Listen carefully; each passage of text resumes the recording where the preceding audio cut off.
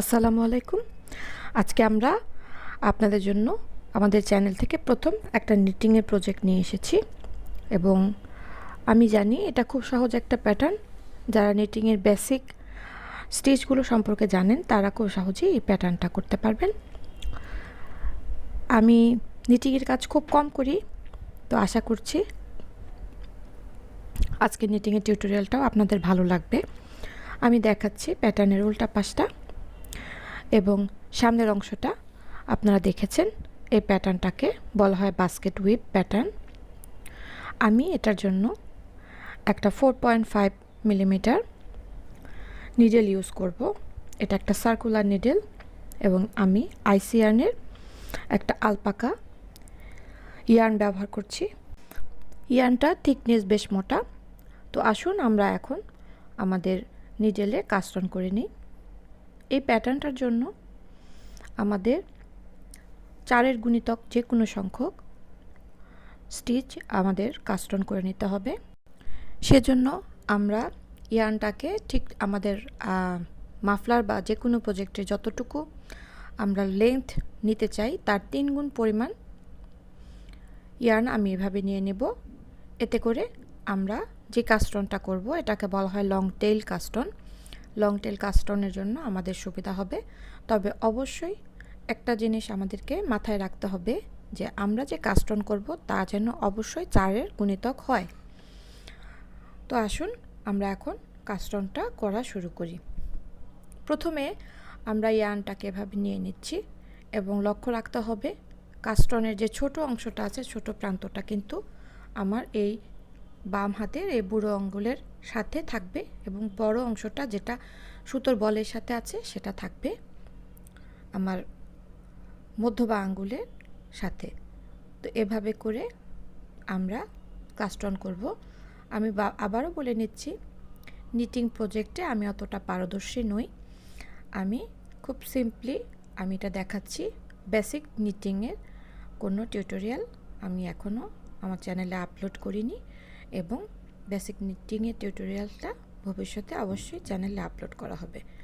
তো আপনারা দেখতে পাচ্ছেন আমি কিন্তু কাস্ট অন করে যাচ্ছি এবং অবশ্যই কাউন্টটাও আমার এদিকে ঠিক রাখতে হবে যেন আমার টোটাল স্টিচ 4 বা 4 দিয়ে বিভাজ্য হয়।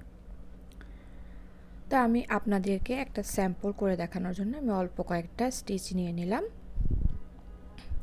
এবং এভাবে আপনারা আপনাদের প্রজেক্টের লেন্থ অনুযায়ী আপনারা কাস্ট অনটা করে নেবেন। এখন আমার খোলা প্রান্তটা কিন্তু এভাবে সামনের দিকে থাকবে এবং যে অংশটা সুতোটার সাথে আছে সেই অংশটা আমি এভাবে করে আঙ্গুলে আমি নিয়ে নিচ্ছি। এখন প্রথম স্টিচটা আমি স্লিপ করে নেব এভাবে করে। এরপরে আমি প্রত্যেকটা স্টিচকে নিট করে নেব। আপনারা যারা নিটিং সম্পর্কে অভিজ্ঞ তাদের জন্য এটা কোনো সমস্যাই নয়।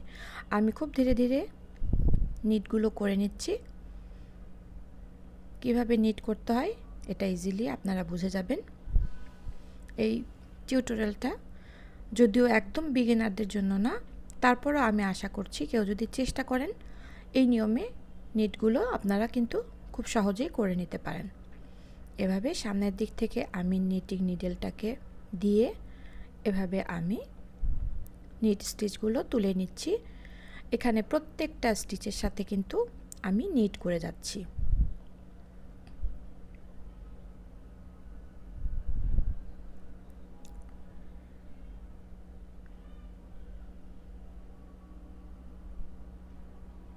আমাদের সবগুলো স্টিচ নিট করা হয়ে গিয়েছে, আপনারা দেখতে পাচ্ছেন। এখন আমি এটাকে টার্ন করে নিচ্ছি। যেহেতু আমি এটা প্রথমে ফাউন্ডেশন রোগুলো করছি সেজন্য আমি 4টা রো অল নিট, শুধু নিট দিয়ে 4টা রো করব। এখানে আমি ফার্স্ট স্টিচটাকে এভাবে স্লিপ করে নিচ্ছি এবং পরবর্তী সবগুলো স্টিচ আগের মতোই আমি প্রত্যেকটা স্টিচকে এভাবে করে নিট স্টিচ করে নেব।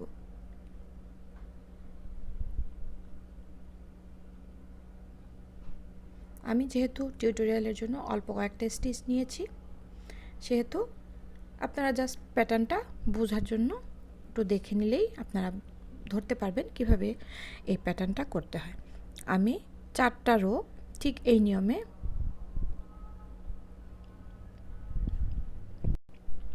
সোজা এবং উল্টো পাশে আমি নিট করে নিয়েছি। এখানে আমাদের ফাউন্ডেশন অংশটা করা হয়ে গেল।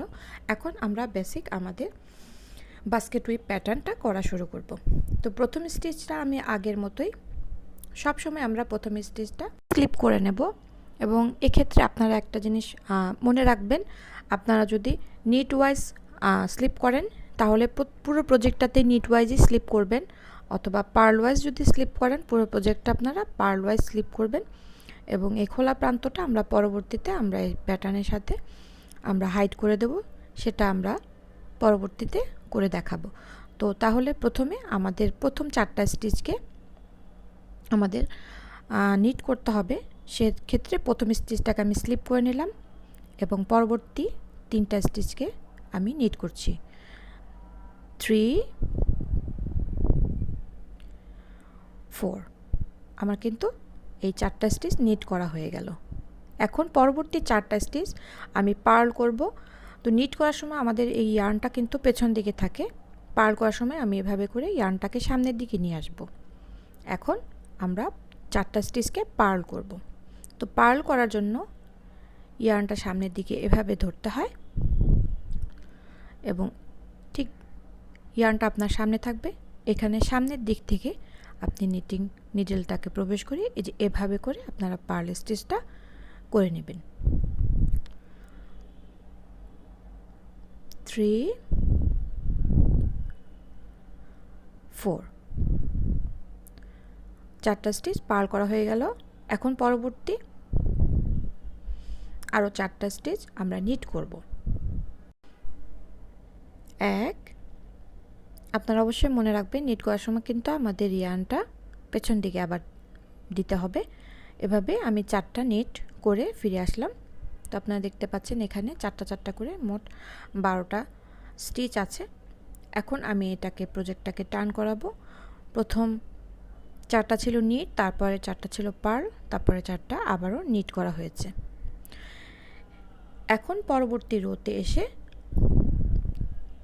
আমরা প্রত্যেকটা স্টিচকেই পার্ল করে নেব, কিন্তু আমাদের শুরুর স্টিচটাকে স্লিপ স্টিচ করতে হবে। এবং আপনারা মনে রাখবেন সবসময় আমরা যেহেতু শুরু থেকেই নিট ওয়াইজ স্লিপ করেছি, সেজন্য এখানেও আমরা নিট ওয়াইজ আমাদের ইয়ার্নটাকে নিট ওয়াইজ নিয়ে নিলাম, কারণ পিছন দিকে থাকতে হবে এবং নিট ওয়াইজ আমরা এই স্টিচটাকে স্লিপ করে নিচ্ছি। কিন্তু পরবর্তী স্টিচগুলোকে আমাদের পার্ল করতে হবে, তাই ইয়ার্নটাকে আমরা সামনের দিকে নিয়ে আসছি। সামনের দিকে নিয়ে আসার পরে এভাবে আমরা প্রত্যেকটা স্টিচকেই আমরা পার্ল স্টিচ করে যাব। এখানে আর কোনো চেঞ্জ হবে না, এটা হচ্ছে আমাদের কাজের উল্টো পাশ, এটা আপনাদের মনে রাখতে হবে। তার মানে উল্টো পাশে আমরা প্রত্যেকটা স্টিচকে সবসময় পার্ল করে যাব যখন আমরা এই বাস্কেট উইপ প্যাটার্নটা করব।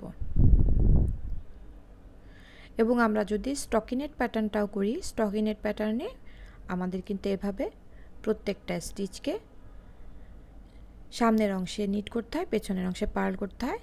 বাস্কেট উইপে আমাদের সামনের অংশে অল্টারনেটিভ ঘরগুলোতে নিট পার্ল করতে হয়, কিন্তু পেছনের অংশে সবসময়ই পার্ল স্টিচ করতে হয়।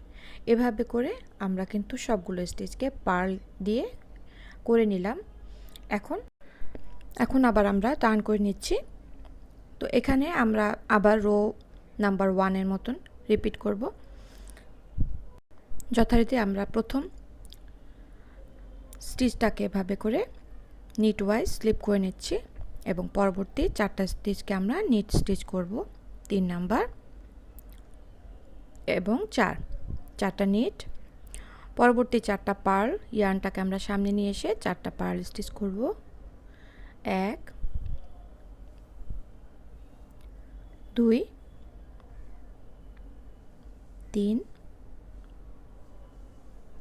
4 4টা পার্ল করার পর আবার আমরা ইয়ার্নটাকে পেছন দিকে নিয়ে নিচ্ছি এবং পেছন দিকে এসে আমরা এখানে আবারও নিট স্টিচ করে নিচ্ছি। 4টা নিট স্টিচ, 2 3 4। এভাবে আমাদের রো নাম্বার 3 প্যাটার্নটা রিপিট করা হয়ে গেল। এখন আমরা এটাকে টার্ন করে নেব। দেখতে পাচ্ছেন মাঝখানে আমরা পার্ল স্টিচ করেছি, সেটা একটু অন্যরকম দেখা যাচ্ছে, আর এখানে নিটের জায়গাটা আমাদের স্টকি নেটের মতো দেখা যাচ্ছে। তো আমরা এখন টার্ন করে নেব। এটা রো নাম্বার 2-র মতো প্রত্যেকটা স্টিচকে পার্ল করে নিতে হবে। এবং একটা জিনিস আপনারা লক্ষ্য করুন, আমরা যেভাবে বর্ডারে 4 বার রিপিট করেছিলাম, ঠিক একই নিয়মে এই বাস্কেট হুইপ প্যাটার্নটার জন্য আমরা এখানে 4 বার রো নাম্বার 1 আর রো নাম্বার 2 রিপিট করেছি। তো এই জায়গাটাতে এসে 4 বারের মধ্যে মোট 8 বার আমরা রিপিট করেছিলাম। তো এই জায়গাটাতে এসে আমাদের সামান্য একটু চেঞ্জ করতে হবে। এখন আমাদের প্রথম স্টিচটা হচ্ছে পার্ল স্টিচ।